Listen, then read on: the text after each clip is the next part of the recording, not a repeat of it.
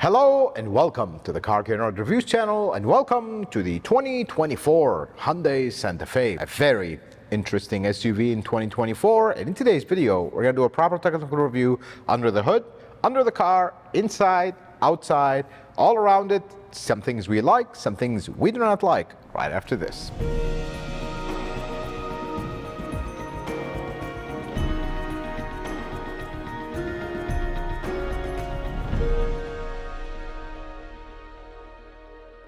Let's start our technical review under the hood. Now, the Hyundai Santa Fe in 2024 has two powertrain options. One of them is a hybrid, one of them is a non-hybrid, which is this one. Because this is the one that we tested, we're going to heavily focus on it. And in the future, if we get a hybrid one, we will discuss that. Starting with the engine here, this is a 2.5-liter turbocharged, direct-injected Smart Stream engine. Strange names from Hyundai for engines, but let's dive into it. This is a 4-cylinder. Mechanical construction at the top, we have a plastic valve cover of the medium grade quality. It's not the highest, not the lowest that we've seen, but medium. High pressure fuel pump sits right on the valve cover. That's pretty standard in the automotive industry, with the direct injectors being underneath the intake, not on the valve cover, which is really cool. Now, the cylinder head here is a two-piece cylinder head. You have kind of a cam cradle where the cams sit, and then the cylinder head itself. You do have hydraulic lifters, you do have roller rockers, which is pretty modern and cool. And then this does have dual variable valve timing, or CVVT, continuously variable valve timing from Hyundai. The intake is electronic, so it has a little motor that sits in the front. It speeds up faster than the cam. It's going to internally turn the gear and advance the timing. If it slows down relative to the cam, it's going to retard the timing. If they spin at the same speed, it is base timing. Now, the exhaust side is hydraulically controlled. You just have a little solenoid, the bolt that holds the gear, that's where the oil control valve is. Very simple design. You don't have oil running through the valve cover or whatnot, keeping things very compact and simple. Now, this engine does have two timing chains. One of them is from the cams to the crank. It does have an internal hydraulic tensioner, which is nice. And then the second one goes from the crank to the balance shaft, because the 4-cylinder does have a balance shaft, and the oil pump. But the surprise is that chain also has an internal hydraulic tensioner. Usually they'll have a little spring. This one has a proper hydraulic tensioner, which is nice. I'm assuming because you have two components, not just one. That's why they did it. Although, if we had the balance shaft driven directly off the crank, would have been better, but this is not a big problem. Now, the block is an aluminum block, and something interesting here that we're starting to see a lot in the automotive industry, the main crank caps, what holds the crank to the block, they're actually integrated into the lower crankcase. So it's like a griddle or a cradle that sits at the bottom, and it has the cam caps built into it. Now, connected to that, you don't have a lower oil pan. That is a lower oil pan technically. You just have a steel oil pan that is connected. That is pretty cool. Now, let's jump into the turbo, because this is a turbocharged engine. Medium-sized turbo. This engine is a small engine. It's 2.5 liter, but it does have a medium-sized turbo because it makes a lot of power. This turbo is oil and coolant cooled. This turbo has an electronic wastegate and air-to-air intercooler, kind of the inefficient old school, not very reliable-ish new school with the electronic wastegate. Actually, with vacuum control, it would be much simpler, more reliable, but that's what they did here. Now, the cooling system in this engine is interesting, and we're going to talk about that interesting part. It is standard. Does have a mechanical water pump, does have a integrated thermal management valve, fancy for just coolant distribution valve. Basically, it prioritizes where the coolant goes, so you have fast warm-ups. That is very nice. But the interesting part is here, the water pump didn't make the cut for the first belt. So this has two drive belts. One of them has a hydraulic tensioner, you know, alternator, compressor, crank, whatnot. This, of course, doesn't have a power steering pump. It's electric.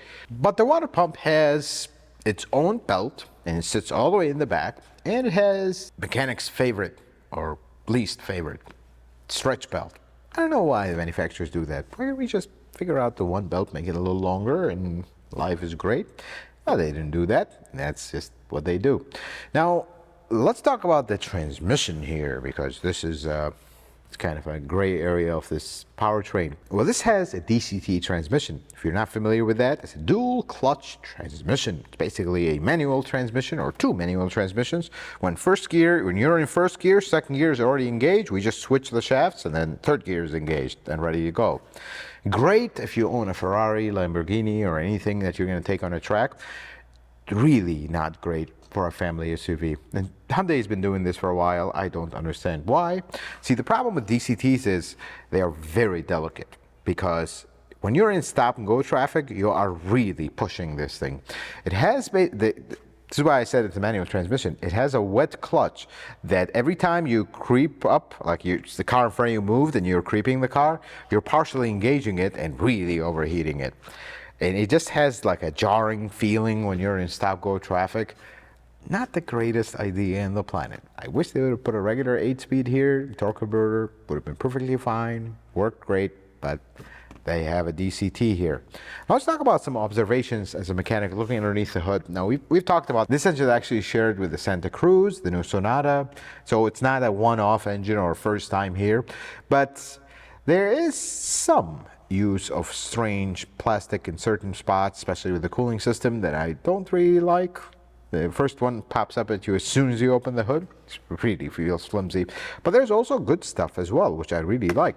The air filter, for example, it's a very interesting setup. You pop this door, and if you try to pull the filter, it's really hard to pull, because you actually have to push 2 tabs down, and then the filter comes out. So this filter has a built-in lock. Wonder if this filter is more expensive than usual. That's a pretty interesting setup. It makes life much easier. I actually like it. Air filters, some air filters are really getting complicated with 17 bolts holding them. This is a service item. You're going to service it a lot. It's very simple. And then there's the strange stuff. Well, if you look at the battery, it has a plus, of course. Battery sits under the hood, which is really nice. But then right next to it in the fuse block, you also have another plus. Well, if you actually pop the cap, you can't even get to the terminal if you want to jump start the car. So I guess that was the problem. So they gave you another jump terminal for the positive in the fuse block. I mean, nice of them to do that, but it would have been nice to not do this whole thing to begin with and just give us a positive terminal that is accessible. But at least the afterthought fixed it for us. Now the fuel system on this engine is interesting, and I feel like it's a move in the right direction from auto manufacturers.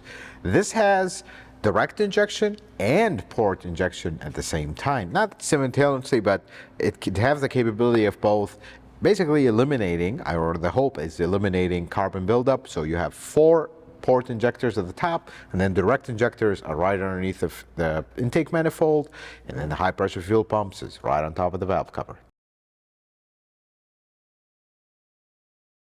Let's take a look underneath the 2024 Hyundai Santa Fe. Now the front is all covered with this, for lack of a better word, a fabric material. This is where the oil filter is, which I like that they put a door around the drain plug, which is also nice. Now this mount, let us reiterate this, we've talked about this in other videos. Every time you see an engine that has this style mount, this is the engine that shakes a lot, because this is a stabilizer bar at the bottom, and then there's 2 mounts at the top. Every style engine I've seen like this usually shakes. This one is okay, but you do feel a little bit of vibrations here and there. But let's look at the front suspension here. Steel lower control arm with a separate ball joint. This is a really cool design. Aluminum knuckle, single piston caliper, which kind of feel like the dual piston caliper would have been nicer. This is getting it to be a big car, unlike the previous Santa Fe, but they just remain with that. McPherson strut design, pretty familiar stuff. Does have what appears to be a steel sway bar link, which is nice. Everything here looks very standard. I like everything I'm seeing. I really like this. Don't like the aluminum knuckle, but that's what the automotive industry is going with. As we move our way back, you notice there's some insulation here and then nothing. But the part that has nothing, I like the seam seater application. Everything looks pretty good. I don't see anything that stands out as nobody's gonna look here, let's not make it nice. But then we roll around here and look up. There's a lot of space here, which I like. You kind of see the back of the turbo there. Catalytic converters all the way up there, which is nice. It's a nice place for it. You know, the exhaust quality, they have this giant flex pipe here, which, yeah.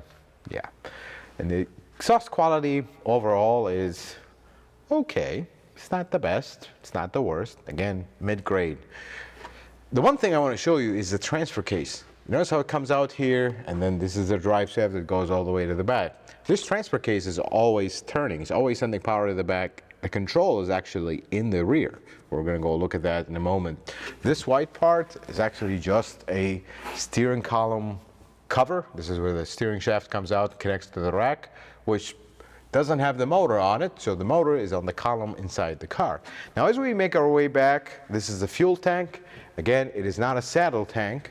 It is an L, this is what they call an L tank. So it goes up and over the muffler, but it doesn't come back down. That's why it's not a saddle tank. Here's a muffler, try to find the right word here. It's not terrible, but it's not the highest quality in the planet. I do like this style hangers though. The style that has these at the end. This is actually the better style, which I like. Now we go to the rear differential and the coupler. See, there's an electric motor right here. This is where all-wheel drive happens or not happens. This is always spinning, and there's a clutch here with a motor that engages it, depending how much it engages, and it starts spinning the differential. Differential is medium size for an SUV of this size. Again, this is not, you're not gonna go rock crawling with this, but this is pretty decent. Tiny little axle though, and it's usually how this is with SUVs of this size. Now the rear suspension here is a multi-link rear suspension with the shock separate from the spring. You do have also an aluminum knuckle trailing arm, and the other arm is steel. Now you see this plastic, this is just a cover. It's actually steel on the inside. Upper arm is also steel. Everything is pretty standard there. We look at the rear brakes. It is single piston caliper with the integrated parking brake on it. Pretty standard stuff. And when you look at this, we have a spare tire. Now this does have massive tires, but they did give you a decent sized spare tire. It's not the biggest. I feel like it could have been a little bit bigger because you do have a space for it, but hey, we're not going to complain. We do have a spare tire. Well, we do have also, this is covered up. I like that. I really like that. Now this side is not covered up, but it's also the muffler's in the way, so I can work with that. Pretty huge muffler here. Single muffler. I mean, that was a muffler, and here's another one. They're really trying to double down on quiet, which it does work for the most part. I mean, it's a four-cylinder, makes noise a little bit, but not excessive. I like everything I see here. What I like particularly is what the stuff that you can't see. If you look all the way up here, I like this sheet here. It's just the little stuff, the attention to detail and the little stuff is what makes a difference. And I like it. I like everything I see underneath this so far. Let's take a look at the outside of the new Hyundai Santa Fe. And I have to start this by saying something. This is too much. This is a lot. This car is a lot. And the one thing I will label it is the looks are unique. Some of it will see it as very good unique. Some of it will see it very bad unique. I have a confession to make. I was one of those people that thought it was a very bad unique. I just thought it looked horrendous. But now that I have one in front of me and we've driven it for a week, I actually took a road trip intentionally to test it out, I'm starting to turn. And this is something you might want to pay attention to, because the way this car looks is not just because it's trying to look like this horrendous thing. They did everything this way to give it a purpose. And oh, it is a very good purpose, as you'll see in a bit. But let's start with the front. The front, I think we can live with. There is it's thing with Hyundai these days with the H. You know, because this one H was not enough, we have to put an H here. And then if you forget about this, this is a giant H all the way to here. And then there's another H here, just in case this one was not enough and you couldn't read that one. Beyond that though, I think it's a pretty interesting look at night, especially with the kind of the front headlight, if you would. The headlights are here, which is pretty cool. Now, more on the technical side of things, this does have the radar sensor all the way at the bottom. Not my favorite spot, gets hit very easily. But in addition to that, the active flaps. We first saw these, I believe, in one of the Ioniq, I think it was the Ioniq 6. Now we're seeing it in a gasoline car. That is pretty cool, because now it's part of the body. I mean, majority of modern cars will have some kind of active flap. It's on the inside, though, you won't see them. This one is visible on the outside. Now, as we wrap our way around, I want you to notice one thing about the design of this car. It is the definition of less is more, and you'll see why. Look at this hood. You know, Hyundai loves to overstyle their cars lately. But look at this. Just has one crease here, over there, and that's it. There's nothing more. It's a literal 90 degree. I love it. Just gives it a very unique shape. Then we come to the side here. You do have this popped up a little bit, and that's it. There is nothing to it. Now, this is not kind of just plastic color. They did give it a little bit of a paint. Not this one though, but just this. I feel like if it was the same body color, it would have been fine. Before we get into the side, they do have this little thing. It says Santa Fe, in case you forgot. In case this, looking at this car, you wonder what it is. But then let's look at the side profile. This is where things are extremely interesting. Because if you look at the body panels themselves, besides this huge thing, there's absolutely nothing. And that's the whole thing. And then I feel like when they designed this car, they really cared about the function because they had to make some strange decisions. One of them is the dash is very forward, and the seating position and the way the pillar is not super standing up where it's almost a straight windshield, but the dash is small. So the only way they were able to achieve this is to have a very sharp angle here. And because of the seating position and where the door opens, so is the window. Look at this window shape. Because you don't see a lot of glass in cars like this. They had to do this because they needed to keep the roof line high and the dash forward and the seating position, so you couldn't just do a big curve here because this door would end up being here. That is the first thing, which leads us to the back. And the back, for lack of a better word, it is a giant box. I mean, literally a box, a Amazon box. That's the way to describe it. But what I love about that box is it was not just, oh, we're trying to make it big boxy. It has a purpose, very important one. The first thing is because you have this big pillar here, because of the box, they gave you a little area where you can hang from here and go to the top so you can access your stuff. Now, the only small concern I have, and if you own one of these, you're gonna want to watch out for this.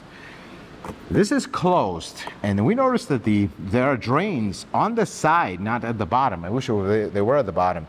If these drains get clogged, you're gonna have all kinds of water sitting here. It's not a big deal, it's on the outside, but every time you go in here, your hand's gonna get wet, and this is of course gonna be moldy water. So you might wanna clean these drains if you have leaves and stuff collect on them.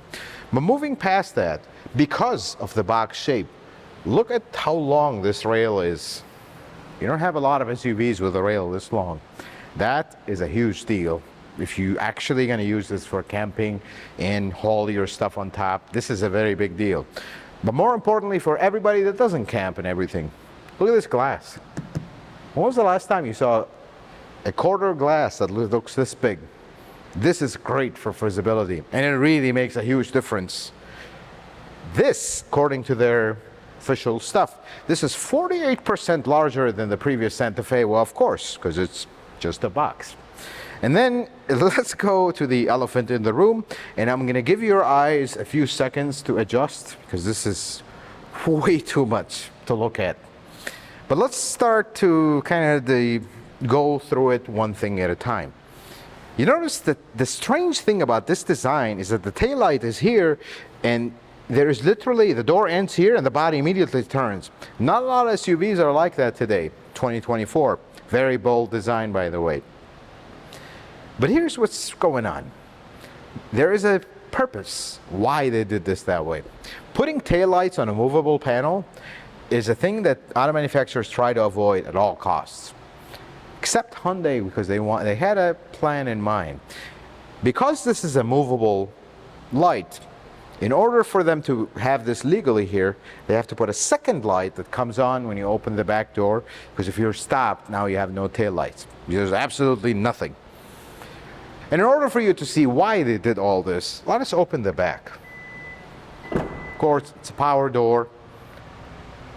Find me one SUV in 2024 that has the seal almost standing straight. That's the first thing. The second thing is, the wide opening. This is a very wide opening, folks.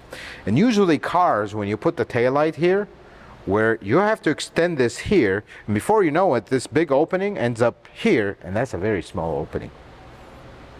Or they will put them lower here, and then you have a high load floor. This is very low. That's the first thing, and it's very wide. Remember, this SUV gives you the impression that it is very large. It actually is not. The only thing that makes it large is the giant box shape, because it's not that large. And here's some more goodies for you. Third row seat. This is the top trim. This is the one you expect to have the gimmickiest of gimmicks. Watch. All the luxury brands watching or not watching probably, this is better than electric stuff, because I own a GX and it does that. You have to sit here waiting as your kids are running around. This is much simpler. That's it. Doesn't really take you more than 2 seconds. I love that they kept the things that need to be simple, simple. You do have a little bit of storage here, and we looked at it. It does have a spare tire underneath, which is cool. But here's the thing. Some folks will say, well, when I put these third row seats up, let's put them in a natural position here. This is not a lot of space. But if you put the third row seat in the previous Santa Fe, there would be literally zero space. And this thing is only a couple inches longer than the previous one. You see where this design is a functional design. It is not just to make it look strange. It's strange, it does look strange. And then the fascination with the H's continue. There is more strange H here, in case you completely missed everything else. And then let's look at the door motors. They are dual motors. Because of the location, they actually put the wire here. This is a better position, but I still wish they would have put it through the door. That will be a better position, but they all dual motor, so this door is properly balanced. Now let me close it and let's look at a few things. You see how the bottom lights turned on, not the top ones? Because when it's open, that's your tail light and brake light. That's by regulation. You do have Santa Fe written in a very large font, and I'm glad they did that, because if this had nothing, this would be a very empty area. They put H-track here. They didn't go overboard with it. And I like that.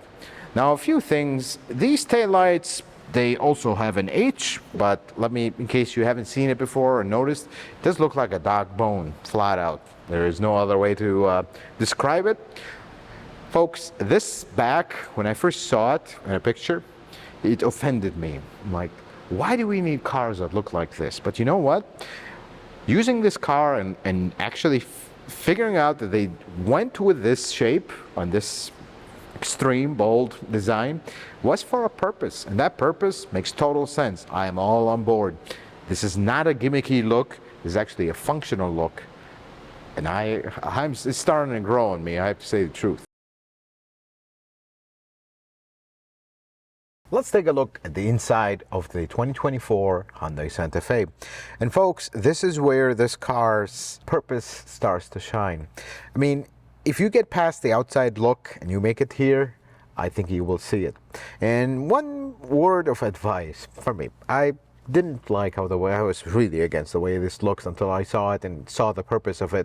But if you manage to do one of these deals, just close your eyes, walk in the car, and then open your eyes, you will start to see it, then see the outside.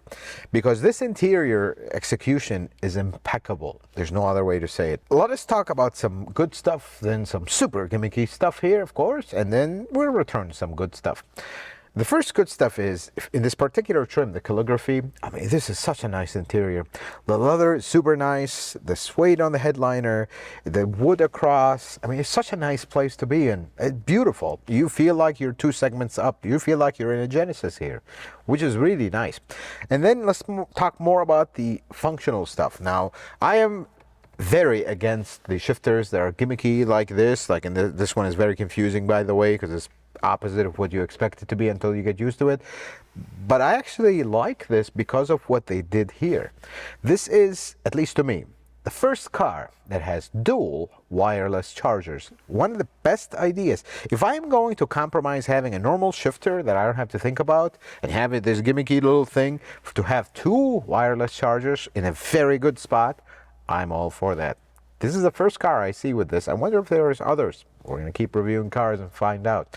But we move up from that to the HVAC controls. Well, they are touch capacitive. Not my favorite, but you know what? They are very clearly laid out, and in this particular trim you do have dual climate zone.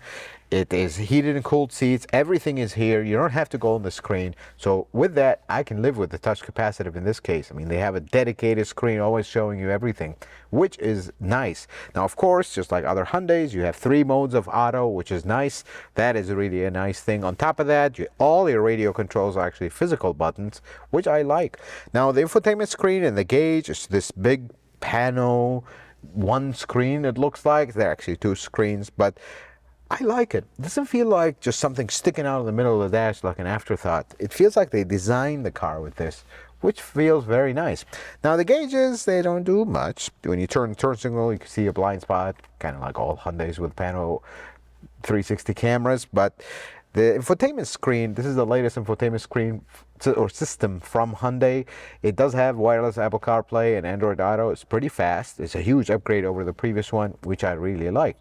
Now, having said that, let's talk about some of the super gimmicky stuff. Of course, you have to have gimmicks in a modern car. This has a UV sanitizer in the higher trims. You open this little compartment here. You put your phone to sanitize it. This might be running up to the top gimmick of 2024, by the way, but as a byproduct, you do have a nice storage area right here, which is nice in addition to the glove box. Now, the other top gimmick is the seat has a recliner, so you can recline yourself enough where you can't even reach the pedals anymore. The idea is you can lay down and kind of almost recline and rest. But what is super gimmicky about that is, why is it only the driver's seat? Why not the passenger? And why not the passenger only to begin with? Because you can't operate this when the car is driving. That's the thing. So that is another one. And then the next gimmicky thing, and this is where we turn our cars into iPhones, I suppose. This has, you can program your thumbprint and digital key and all that gimmicks. You have a little fingerprint here, so you can start the car if you'd like. See, fingerprint authorization is locked out because they didn't do it. Super gimmicky. Why can't we just have a key and start it and lower the price of the car a little bit? But that's what they deem necessary. Now, going back to the cool stuff, I love the storage area underneath. It really makes sense, and I wish every car would have this, and they were able to do this because you don't have a giant shifter here. So I can live with this one in this case because they actually did it for a purpose. And then the steering wheel controls, even though this is a giant spaceship on wheels, very simple to operate. And I love that they did the volume as a rotary dial and the skip track as a toggle. We've had some models that it was the other way around. Totally doesn't make sense. This is the right way to do it, and I love it. Now, the center console, it's not a huge center console, but it opens this way, which is cool. But watch this. It actually opens from the back as well, so the rear passengers can actually get into it without kind of reaching over. That is a functional, cool feature. And the next strange thing here is the sunroof situation. So this has a sunroof in the front. It has a manual shade, which is fine. But then it has another little sunroof in the back that is not really a sunroof, it's just a fixed glass. That one is power. I mean, we're moving into a world of panel sunroofs, which I really dislike. I think they're top gimmick of the world, but this is a strange setup in 2024, I have to admit. Now, let me talk to you about some of the driving impressions of this car. First thing is, this is a very nice place to be, especially in this top trim. It is a very nice place to be in. The second thing is, it's very smooth, it's very refined. The engine noise is a little bit intrusive on the drive, but at highway speeds, things loud. That's as nice as this interior is, it is loud at highway speeds, and that was kind of a surprise. But again, because of how nice this interior is, you kind of forget that you are not a luxury car. This is an everyday car. So I guess there is a point towards it. It's not a luxury car, but they did this interior so well that it almost feels like it. And My favorite thing about this interior is the driving position. You don't feel like the dash is huge and the glass is very far away. No, the glass is actually close. And that's, when we talked about the outside, the glass having this strange shape has to do with this design. It's a very comfortable driving position, super comfortable seats. I really like this interior. Well, let's talk about the second row seat in the Santa Fe. This is the captain chair configuration. There's actually a bench configuration as well and other trims. This is a super comfortable seat. I just have to start with that. It is power, but not all the way. So this is power. You can raise the thigh or lower it, but you can't really slide it with power. So if I hit the button, it releases the seat, and then I kind of have to move it, and it doesn't always work as good. I don't know why they didn't just do a full power seat. And the reason for that is actually so you can easily fold the seat and get to the third row seat, which we're going to look at in a moment. There are a few interesting things here. First, you do have a shade, which is nice. You do have a seat heater here. This is a very comfortable seat, and I really like it. You do have a USB-C here on the side of the seat, and you do have this very huge storage pocket. But the cool thing about this one is it actually goes underneath the center console. If you remove a panel, you can actually access this from the center console. It even has a hidden little compartment. They did not go all leather on the seat. They did put this plastic piece here with the H's, just in case you forgot about the outside, just reminding you it looks like that. I don't fault them for this, because for the price of this car, I mean, you gotta cut costs somewhere, and it's not the cheapest, flimsiest feeling plastic, so I can live with that.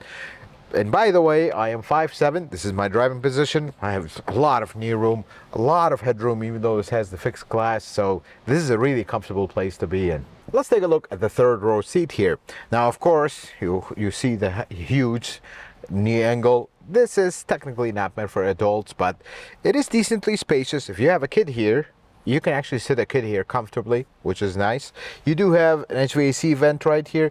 You have some USB-C. And interestingly enough, the control for the rear AC, there's a knob here to control it.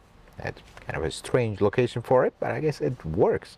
Now, the third row seat here, which is kind of a surprise, there's only 2 seats here. There's not seating for 3. So this particular configuration is a 6-passenger. If you get the bench, you get a 7-passenger. So there's actually not an 8-passenger Santa Fe, which, not a complaint against it. Remember, folks, as big as this thing looks, it's not that big. That's the one thing you got to keep in mind. Decent third row. It's not for adults for long term, but it is decent nonetheless. Does have all the amenities you expect from a third row seat. Let's talk about some things I do not like about the 2024 Hyundai Santa Fe, starting with the engine.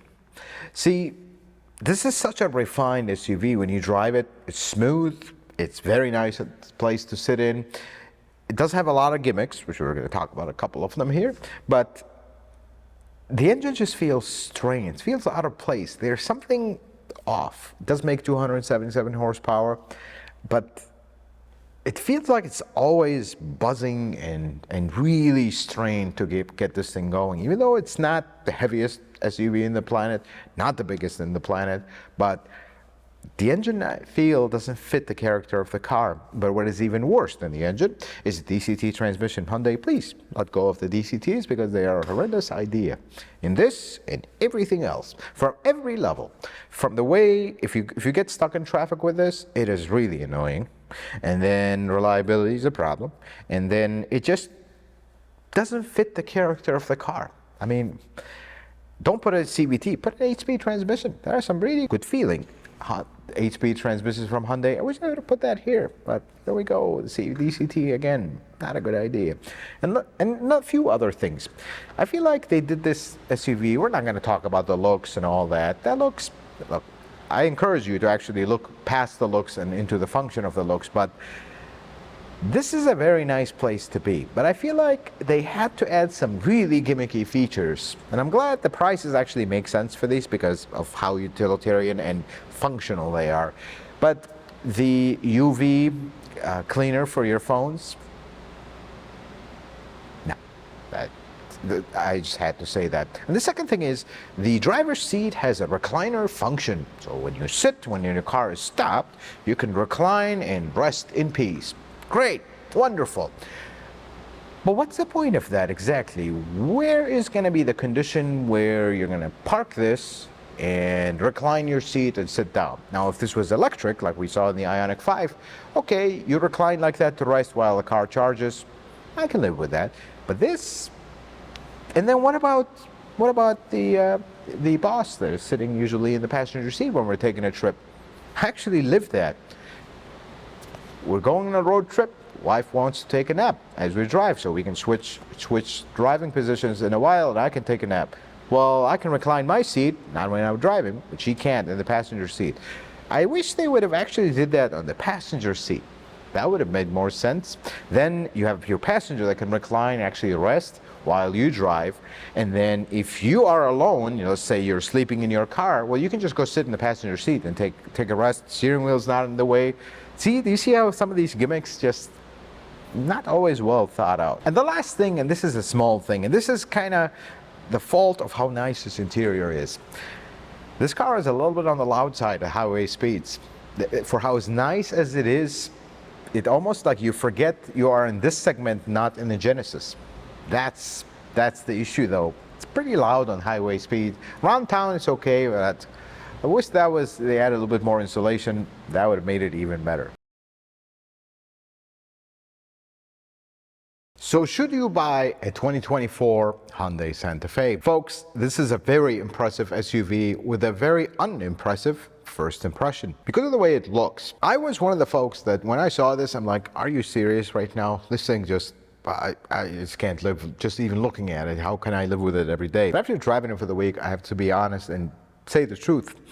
This was not designed to look like this, just to look like a Cybertruck. This is actually a functional design. And I feel like they got most of it very right. And I feel like, this is just my opinion, this is as close as you're going to get to a minivan in an SUV without having a minivan, because minivans also have this giant shape, but they are minivans. If you can stomach the look of this car and kind of get past it, this is actually a very impressive SUV from a functional standpoint. Even it's a nice place to be in, especially in the higher trims like this one. I feel like this car has a lot of really good family-friendly features. If you go camping, go on trips, you're going to use it as an actual family car. It's a very functional one. It does have a lot of gimmicks. They're totally unnecessary. Of course, every car in 2024 has a lot of these. But I feel like the looks are going to be the biggest problem for this car. Nothing's perfect in the world, and even though they did the looks for a very valid functional reason, I love the space in the back. Even though this looks big, it is actually not that big, and the good visibility out of that, the big quarter glass in the back and everything else. It has 3 rows. The previous one did in the US, but with that, nothing is perfect in the world, and we have to address it as well. I mean, beyond the looks department, I mean, this all of a sudden looks very good when we have a Cybertruck parked next to it, but there are a few things that are actual concerns here. One of them is the engine choice, not the engine itself, the choice. This has grown in size and weight, and having a 4-cylinder, even though it makes a lot of power on paper, but you can't help the feeling of it being too buzzy, too high strung. And you feel it driving it. I mean, it does not behave like a 277 horsepower engine. That's the first concern. The second one is transmission. I don't know when Hyundai is going to stop putting DCTs in these cars, because this combined with that engine in this car is not a good idea. Go and stop-go traffic, you will really feel it. And I really have concerns about its reliability long term. I mean, DCTs are meant for sports cars, not really for family, odd-looking things. That's the concern I have. Now, they do have the long warranty, yes, and all that, but that is going to be a concern, that DCT, and I hope they hold reliable, but time will tell. Folks, the last thing I will leave you with is, if what's stopping you from going and checking this car out is the looks, I ask you to reconsider. Look beyond the looks, because this is actually a functional SUV that might end up suiting your needs. It's not perfect, nothing is, but I think the first impression when you look at this will just make you walk away. I encourage you to walk inside of it, because I was that person, and I'm actually pretty impressed with this. Folks, I hope this video was helpful and informative. I hope you learned something new. If you like it, consider giving it a thumbs up. If you're not a subscriber, consider subscribing to the channel. Check out some of my other videos. Until the next video, folks, may the Lord bless you and keep you, and you have yourself a wonderful day.